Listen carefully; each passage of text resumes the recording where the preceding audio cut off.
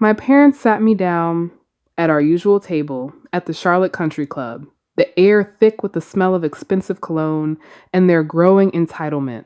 I had a rhythmic thumping behind my left eye, a migraine fueled by weeks of bronchitis and catastrophic cortisol levels. Gary and Teresa didn't care. They were busy pitching their latest investment opportunity. Me paying $4,000 a month for my brother Tyler's rent and car lease. Apparently, being fired for negligence made him a vulnerable asset that required my direct funding. They preached family loyalty, but all I heard was a bad contract. Welcome to Sibling Scars and Revenge. As I'm here behind the wheel today, this story really makes me think about how family loyalty is often just a one-way street for entitlement. Where are you listening from, and what time is it there? I'll read your comments once I pull over. But back at that table, I didn't even blink. I didn't blink. I didn't reach for a napkin to dab at the cold sweat on my forehead. Instead, I reached for my coffee. It was black, bitter, and exactly the temperature required to remind me that I was still in control. Gary and Teresa were watching me with a look of expectant triumph, as if they had already spent the money. They thought they had successfully drafted me into a lifetime of debt to subsidize Tyler's delusions, but they had forgotten who they were dealing with. I do not just manage supply chains, I manage outcomes. I took a slow, deliberate sip, letting the heat ground me. The silence at the table was heavy, but I didn't break it until I was ready. I leaned back in my chair and looked at my father. I didn't feel anger. I felt a cold, clinical clarity. This wasn't a family discussion anymore. It was a liquidation of assets. I have a counterproposal, I said, my voice cutting through the stuffy club air like a scalpel. My mother smiled, thinking I was negotiating the terms of my surrender. I think Tyler should move back into his old bedroom. At your house, I continued. I accepted an all-cash offer with a waived appraisal and a shortened inspection period to expedite the liquidation. The funds are already sitting in escrow. Because as of yesterday, I sold my house. The closing documents were signed via electronic signature, and the new owners take possession in 14 days. The silence that followed was absolute. Tyler's fork stopped halfway to his mouth, his smirk evaporating into a mask of pure confusion. My mother's eyes widened, her hands fluttering to her chest, in a gesture of practiced distress. You sold the house? Gary demanded, his face turning a blotchy shade of purple. That is a family asset. You can't just sell it without consultation. I paid the down payment, Dad. I paid the mortgage. And I paid for the new roof. When you told me you couldn't spare the cash, I reminded him, it's my asset, and it is gone. I didn't stop there. I hadn't spent 6 months planning a contingency to stop at a local retreat. I've accepted a transfer to our corporate headquarters in Austin, Texas. I dropped the second logistical bomb, Senior Director of Operations. It comes with a relocation package and a base salary of $220,000 a year. My flight leaves in 48 hours. I looked at Tyler, whose face had gone pale. He was realizing that the Bank of Brianna was not just under new management, it was permanently closed. How are you supposed to pay my rent if you are in Texas? He shouted, his facade of cool detachment shattering instantly. I'm not paying your rent, Tyler, I said, standing up. My legs felt shaky, but my voice was iron. I'm not paying your car lease, and I'm certainly not buying you a $3,000 camera kit so you can pretend to have a career. You wanted to talk about family, helping family? Great. You've got a family with a spare room and 2 pensions. Use them. I grabbed my purse, ignoring my mother's sudden waterworks and my father's roar of disapproval. I had been the safety net for a decade, but the net had finally been pulled. I walked out of the club and into the rain, feeling the first breath of genuine freedom I'd had in 34 years. I didn't look back as I pulled out of the parking lot. The rain was coming down, in gray sheets now, blurring the world outside my windshield, but inside, everything was sharper than it had ever been. For 10 years, I had been the silent investor in their version of family, footing the bill for a dream I was never allowed to inhabit. My compassion had been a luxury, They'd overdrafted for years, and today, I finally closed the account. As I drove, my mind started performing an involuntary audit of the last decade. This wasn't a breakdown, it was a balance sheet. I remembered being 16 and waking up an hour early every single day to drive Tyler to school because he'd crashed the car my father had given him. I remembered missing my own college graduation party because I was sitting in a police station with my dad, bailing Tyler out for underage drinking so my mother wouldn't find out and get upset. I had built my entire life on the architecture of sacrifice. I chose supply chain management not for the passion, but for the solvency. I needed to be the rock because Tyler was the kite, always fluttering from one disastrous interest to another: crypto, fitness, coaching, influencing, all while tethered to the ground by the money I provided and the excuses my parents made. This brings me to the trap of normalized cruelty. You see, Gary and Teresa hadn't just been mean. They had systematically refined a psychological mechanism that turned my competence into my prison. In their minds, because I was strong, I didn't need care. Because I was successful, I didn't need support. They had normalized the idea that my labor was a shared family resource, while Tyler's laziness was a sensitivity that required protection. They weren't shocked by what they had done to me over the years. They were only shocked that I had stopped playing along. My mother was the architect of his helplessness, feeding off his dependence to maintain her own sense of purpose, and I was just the utility company, keeping the lights on in their house of cards. I thought about the $15,000 they had just tried to trick me into paying. It wasn't for rent. I knew Tyler. He didn't just lose his job, he had likely committed a felony, and they were trying to use my house equity to pay his ransom without ever telling me the truth. My relationship with them hadn't been a bond. It had been a subscription, where I was the only one footing the bill. I rubbed my eyes, trying to summon even a flicker of regret, but there was only the cold, clinical clarity of a job well done. I had managed their crises for 34 years, but I was finally off the clock. I reached over to my passenger seat and touched the manila envelope containing my new contract. Inside, the paper was crisp, the numbers were high, and the future was entirely mine. They thought they had me cornered in Charlotte, but I was already gone. I didn't need their approval to exist, and I certainly didn't need their permission to be happy. As I turned onto the interstate, I realized that the heavy weight in my chest wasn't bronchitis anymore. It was the realization that for the first time in my life, I wasn't anyone's safety net. The escalation didn't take days, it took hours.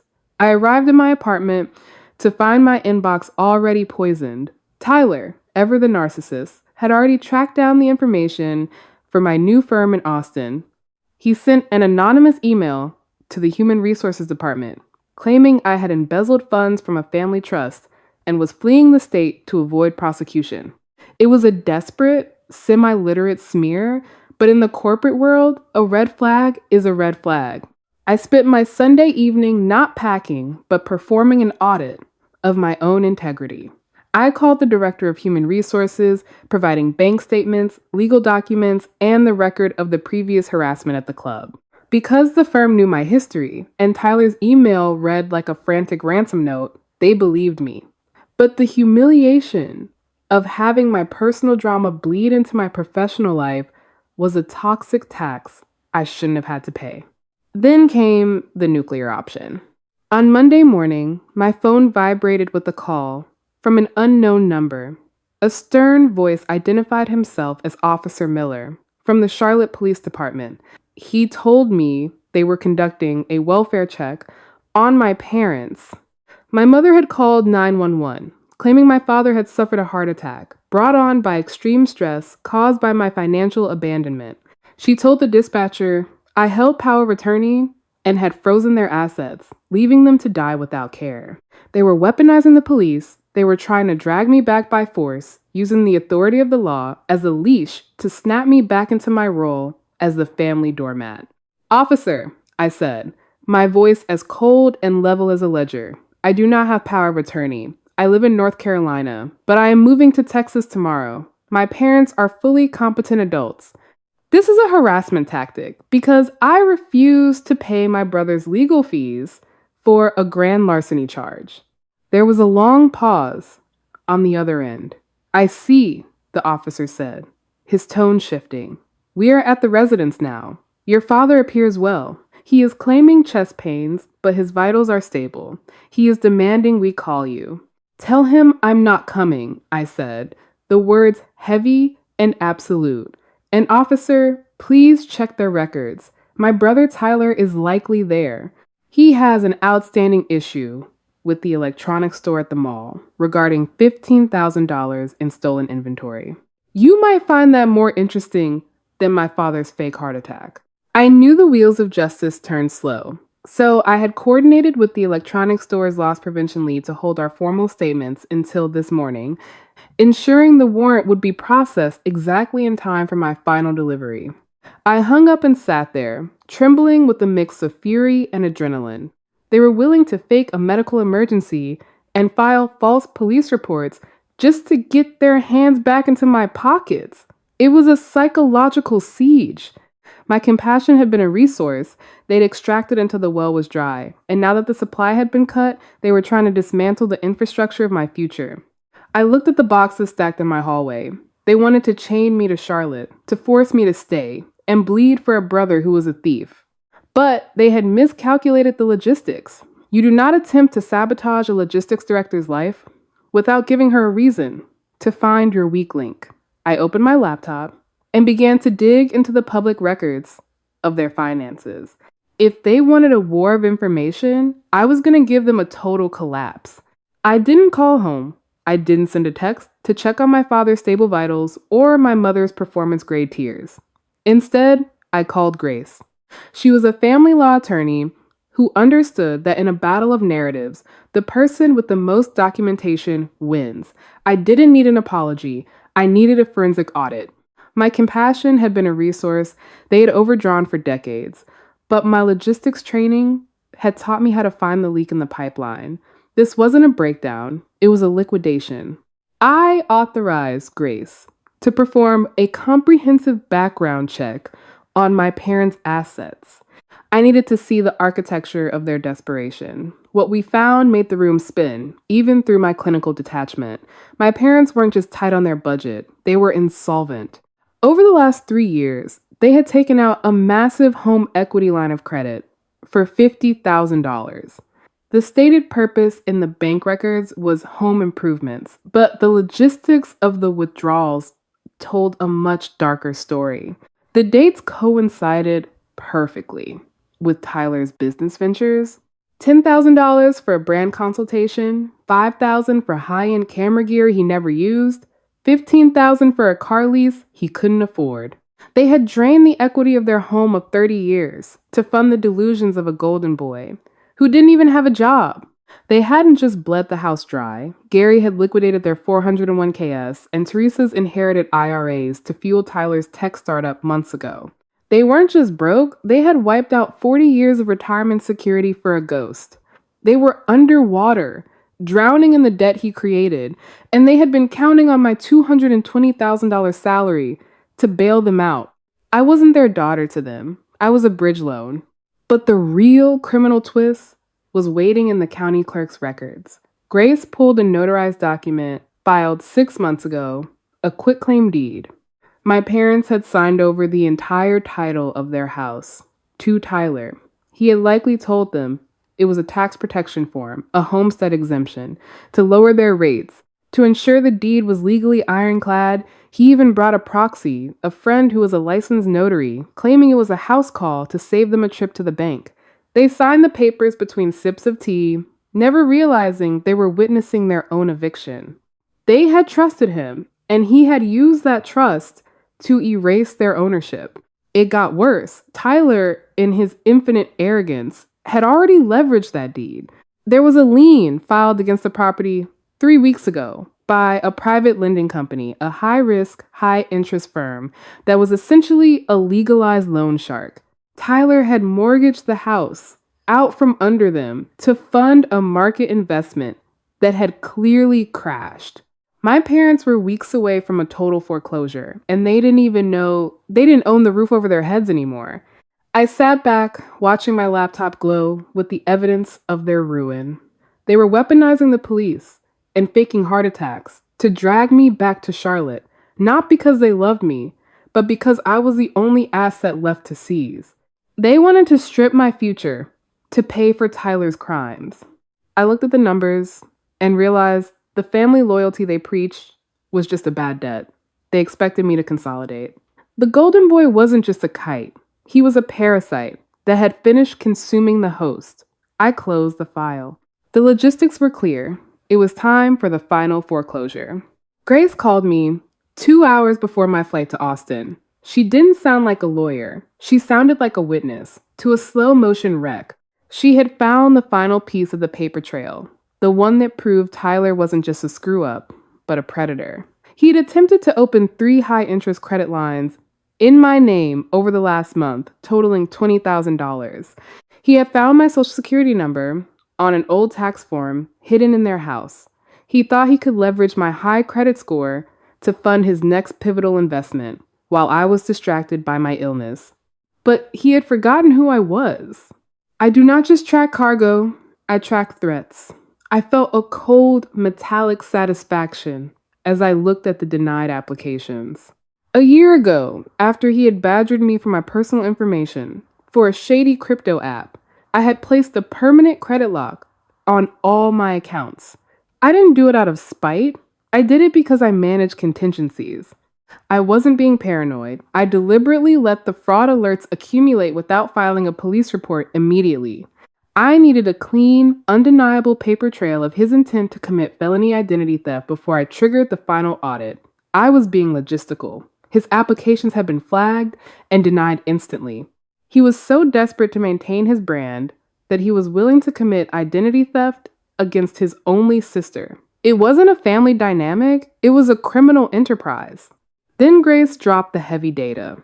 My father's house wasn't just at risk. The foreclosure notice had already been filed with the county. Because Tyler had mortgaged the property to that private lender and missed the last 3 payments, the bank had initiated a default. Gary was sitting in his armchair at the club, drinking expensive scotch and preaching about respect, completely unaware that he was essentially a squatter in a house he no longer owned.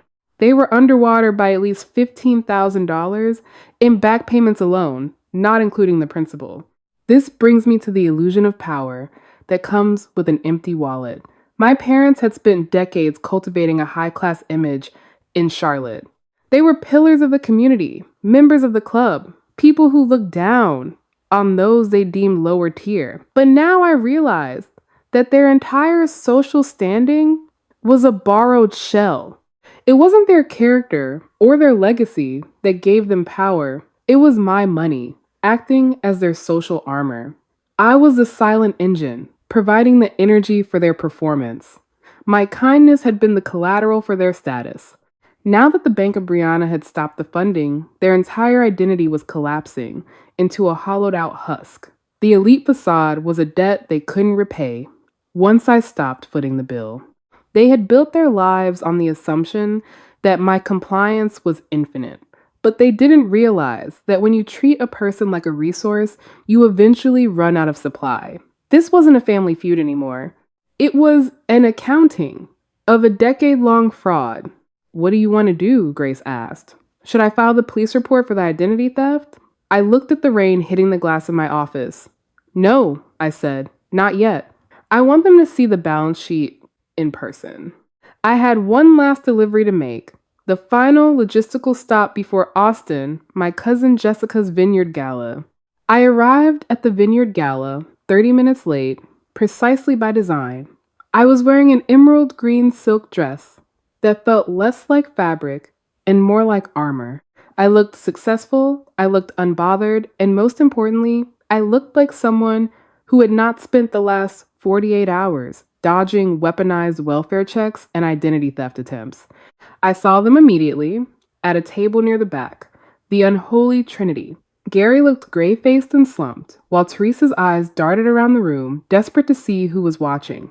Tyler, however, was in a tuxedo I knew he had not paid for, laughing loudly with a group of bridesmaids and holding a glass of vintage champagne. He was drinking $500 bottles, while his parents were drowning in the debt he had manufactured. It took less than 5 minutes for them to intercept me on the terrace. You have a lot of nerve showing your face here, Gary's voice grated behind me. I turned slowly, holding a glass of sparkling water. It is Jessica's wedding, Dad. I was invited, I said, my tone as flat as a delivery invoice. Teresa stepped close, her perfume cloying and sweet, masking the desperation. The police told us everything, Brianna. You refused to come. You left your father to die. You are a cold, heartless woman. I took a sip of my water, unblinking. I spoke to the officer. Mom, Dad's vitals were stable. Considering you are standing here shouting at me, I assume he made a miraculous recovery. Gary's face turned that familiar blotchy purple. It ends today. You are going to write us a check for $20,000 right now. Or I am going to walk up to that microphone during the toast and tell everyone in this room exactly what you are. I tilted my head. 20,000? The price keeps going up. Is that to cover the interest on the loan shark note Tyler took out? Tyler froze. The color drained from his face so fast it looked like a shutter closing. What loan shark? Gary demanded, looking between us. I set my glass down and opened my clutch. I pulled out the folded papers Grace had prepared at the hotel that morning. I did some digging, I said, my voice projecting just enough to draw the attention of the nearest table. Because I could not understand why you were so desperate. I knew Tyler stole the consoles. I knew about the $15,000 restitution. But $20,000 seemed high. I handed the first document to my father. Do you recognize this, Dad? It is a quitclaim deed. Look at the signature. He squinted at the paper. It is mine and Teresa's. I looked, Tyler dead in the eye. He told you it was a tax protection form to lower your rates, did he not? He lied. He had you sign the house over to him. Sole ownership. You do not own your home, Dad. Tyler does. Teresa gasped, her knees buckling. I handed Gary the second document. This is a lien filed against the property 3 weeks ago by a private lender known for high-risk loans. Tyler took out a $50,000 loan against the house. Where is the money, Tyler? Did you spend it on your brand or did you gamble it away? It is gone. And since you have not made a single payment, they are initiating foreclosure. Foreclosure? Gary's voice was a low rumble, like an approaching earthquake. You gambled our house? Teresa screamed. It was not a cry. It was a shriek of pure, agonizing betrayal that stopped the music. The entire reception went silent. Hundreds of eyes turned toward the terrace. I was trying to help. Tyler yelled back, his narcissism flaring in a final, desperate defense. If Brianna had just given me the money, I could have made the payments. This is her fault. I'm the one who offered to let you move into your spare room, I said, my voice ringing out in the silence. But you could not do that, Tyler, because you knew there was no house left to move into. I turned to my parents. They looked broken. Age 10 years, in 10 seconds. You wanted me to cover his bills, I said softly to my mother. You wanted my equity check, not to help him, but to pay off the debt he created by stealing your home. You were going to drain me dry to cover his crimes. As if on cue, 2 uniformed officers and a man in a suit stepped onto the terrace. I had told Sarah where Tyler would be. The 48-hour window for restitution had expired. Tyler tried to run, knocking over a table of champagne flutes, but the security guard tackled him. The chaos was absolute. Teresa was screaming, Gary was clutching his chest, and the guests were filming. I watched for a moment, feeling a profound sense of detachment. It was sad, yes, but it was not my tragedy anymore. I adjusted my clutch, walked past my sobbing mother and stunned father, and left the vineyard. I did not look back. 6 months after the rain in Charlotte and the absolute chaos at the vineyard, I woke up in my new apartment in Austin. The Texas sun was just beginning to dip below the horizon, painting the sky in vibrant shades of violet and burnt orange. I sat on my balcony in the deepening quiet, holding a cup of black coffee. It was hot, strong, and just the way I liked it. For the first time in 34 years, I wasn't bracing for a crisis. I wasn't waiting for the other shoe to drop or a demand to bleed my bank account dry. I was finally, truly in control.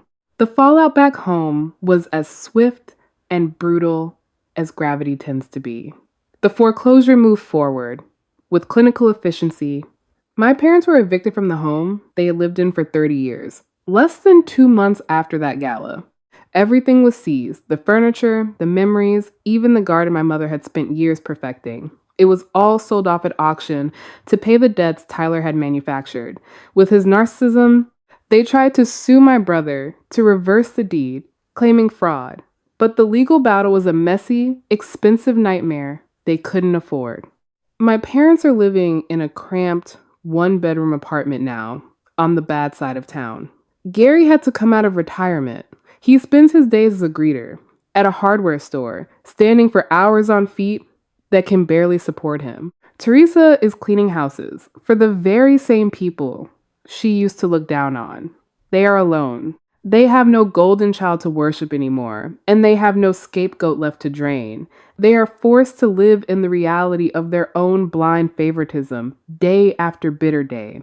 News travels, and my cousin told me Gary still tries to tell anyone who will listen that his ungrateful daughter stole his fortune. But people talk. The video of Tyler trying to outrun the police at the vineyard went viral locally, and everyone knows the truth. They weren't victims of a cruel daughter. They were victims of their own toxic priorities. Tyler is currently serving 18 months for grand larceny. Because of his extensive prior record, petty theft, and vandalism that I never even knew about, the judge wasn't lenient. The 48-hour window I gave him to pay for those consoles was the only lifeline he ever had, and he was too arrogant to take it. Watching their world crumble from over 1,000 miles away should have felt like a victory, but mostly it just felt like closure. This brings me to a message. For those of you who are listening right now, the ones who have always felt like the invisible child, the silo of grain meant to be raided whenever the family got hungry. I spent a decade in servitude, being the silent investor in a version of family that viewed my success as a collective resource rather than a personal achievement. If you find yourself in that position, please understand that you are more than a contingency plan. You are not an ATM for someone else's laziness, and family loyalty is never a valid reason to sacrifice your own well-being. Sometimes the greatest act of love and the most revolutionary thing you can do is to stop propping up their delusions. You have to let them meet the rock bottom they've been avoiding, because that is the only place where the truth actually lives. I used to believe my worth was tied to how much I could endure. I thought if I just worked harder, if I was just more sensible, they would finally see me. But I realized that they only looked at me when they needed something. Narrative maturity is understanding that you don't need their permission to be luminous. You don't have to apologize for existing or for building a life that doesn't have a spare room. For people who refuse to respect you, the best revenge isn't destruction. It's the silence of a phone that no longer rings with demands. It's the peace of waking up at noon on a Sunday and realizing that the only thing you have to manage today is your own happiness. Forgiveness isn't always about the other person. Sometimes it is just the final logistical step to set yourself free. If this story made you feel seen, please share it with someone who needs to hear that they are more than a resource. Subscribe to join our community of survivors. You are not alone, and your story is just beginning.